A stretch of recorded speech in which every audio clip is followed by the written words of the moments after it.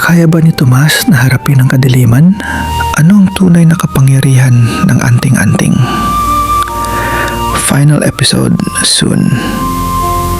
Sa susunod, ang laban na magtatakda ng kapalaran ng buong baryo.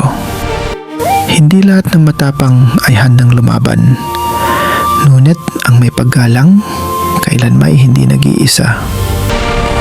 Thomas, oras na para piliin mo ang iyong lakas. Kung ikaw si Tomas, lalaban ka ba kahit hindi mo pa alam ang tunay mong kapangyarihan? Comment your answer. Final episode dropping soon. Sa tingin mo, matatalo ba ni Tomas ang halimaw? O may mas malaking sikreto pa ang diwata? Nanginig si Tomas, ngunit hindi siya umatras.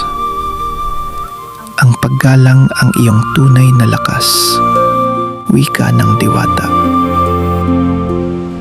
Thomas, oras na para piliin mo ang iyong lakas.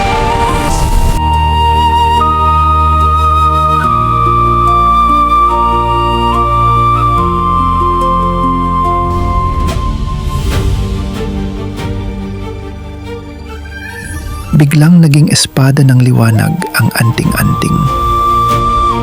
Humanda si Tomas sa pinakamahalagang laban ng kanyang buhay.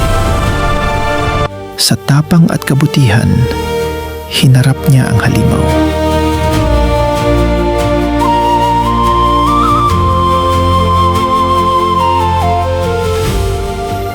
At sa isang malakas na liwanag, naglaho ang dilim. Muling bumalik ang kapayapaan sa mahiwagang kaharian. Kinabukasan, nagising si Tomas sa kanyang silid. Ngunit ang anting-anting ay nasa kanyang kamay pa rin. At mula noon, natutunan niya ang pinakamahalagang aral.